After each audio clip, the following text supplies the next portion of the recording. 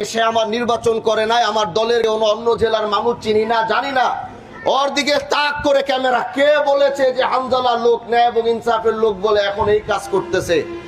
এর জবাব আমি না নেওয়া পর্যন্ত আমি কিন্তু ওদেরকে ছাড়বো না। আমি আগে বলছি, এলাকার মানুষ কাঁধের উপরে উঠে আরে বাহাদুরপুর নিয়ে আসতে হবে আগে, তারপরে দেখবো এত বড় কলিজা কার আছে। ওই লোক 1 মাস আগে চাকরি নিছে, আমার কোনো দল বল না, কিন্তু এখানে হামজালার লোক, ন্যায় এবং ইনসাফের লোক আইসা এই কাজ করতেছে, ন্যায় এবং ইনসাফকে কটূক্তি করেছে।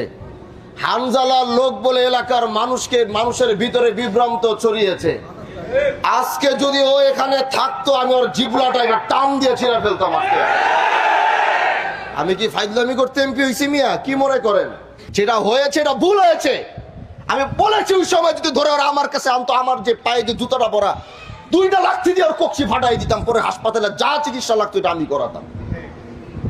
এখন আমি আইনের হাতে যেহেতু চলে গিয়েছে, সর্বোচ্চ বিচার ওর যেন ওইখানে করা হয়। আমি ওসি সাহেবকে বলবো, প্রশাসনকে বলবো, কোনো ধরনের কোনো ছাড় যেন দেওয়া না হয়। আগামীতে শিবচরের মাটিতে এরকম বিচার এটা করতে হবে। আগামীতে অন্তত আমার এরিয়ার ভিতরে এরকম সাহস যেন কারো না হয়। অন্য এলাকার থেকে এসে আমার এলাকার ভিতরে বদনাম করে দিয়ে গেছে। একটা মাদ্রাসার বদনাম একজনের, এই সমস্ত জারাজের বাচ্চাগুলোর জন্য আলেমদের বদনাম হচ্ছে। বিভিন্ন চাকরিওয়ালা টুপিওয়ালাদের আঙ্গুল তুলে কথা বলার সাহস পাচ্ছে এই ইচ্ছাগুলোর জন্য।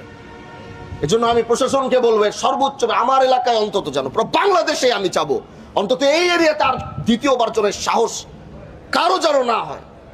এদের কারণে আগামীতে কোনো আলেমের বদনাম হবে। এই জন্য এটা এরকম যদি আল্লাহ না করুক আর কখনো না হয়, এই জন্য বলছিলাম যে আমার কাছে আনতেন, আমি ওর শিক্ষা দিতাম, পুরো বাংলাদেশের মানুষ ভয় পেয়ে যেত যে করলোটা কি। যা হওয়ার পর আমি দেখতাম, কারণ ওদের কারণে আলেমদের প্রচুর বদনাম হচ্ছে দেশে। আলেমরা মুখ দেখাতে পারছে না মানুষ, আর বামপন্থীরা তো বসেই আছে এই ভুলগুলো ধরে আলেমদেরকে কলঙ্কিত করার জন্য। আমি চাই আপনাদের মধ্য থেকে এই ভুল বুঝাবুঝিটা নিরসন হোক, ওর সর্বোচ্চ বিচারের ব্যবস্থা আমি দায়িত্ব নিয়ে আমি করবো। এটা কিভাবে কি করা যায়, ওরে কিভাবে, মামলা তো দিচ্ছেন না, মামলা হয়েছে না, ঠিক আছে, কিভাবে ওর বিচার সর্বোচ্চ করা যায় এটা আমি করব, এটা আমার দায়িত্ব। কিন্তু এটাকে কেন্দ্র করে এমন একটা বিষয় হয়ে গেছে, মানে পরিস্থিতিটা এরকম দাঁড়াইছে যে আমার নেতৃবৃন্দ যে ধর্ষণ করছে তার পক্ষে, এরকম একটা সিচুয়েশন আমার সামনে আসছে। মানে এটা কত বড় একটা, মানে একটা জঘন্য একটা খারাপ কথা না এটা? হ্যাঁ, আপনি বলেন এটা কত বড় জঘন্য বিষয় না? এটা কি হইতে পারে?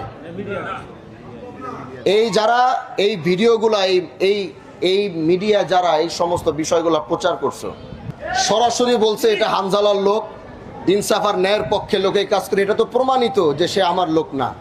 এটা প্রমাণ হয়েছে। আরো ভালোভাবে প্রমাণ করতে হলে আপনারা করেন, সে কবে এখানে আসছে, কবে চাকরি নিছে, তার বাড়ি কোথায়।